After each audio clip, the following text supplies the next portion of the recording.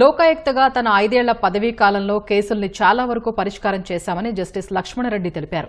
కర్నూలులోని లోకాయుక్త సంస్థ కార్యాలయంలో నిర్వహించిన మీడియా సమావేశంలో ఆయన మాట్లాడారు.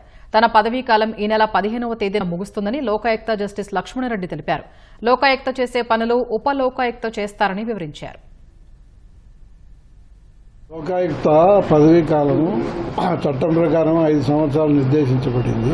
కాబట్టి నేను 2019 సెప్టెంబర్ 15వ తేదీ నాడు లోకాయుక్తగా నియమించబడడం జరిగింది.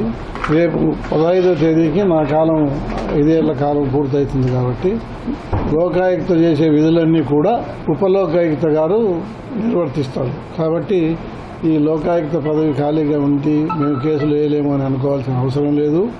మా లోకాయుక్త దగ్గర పెండింగ్లో ఉండే కేసులన్నీ కూడా ఉపలోకాయుక్త వాళ్ళు తీర్మానం చేస్తారు.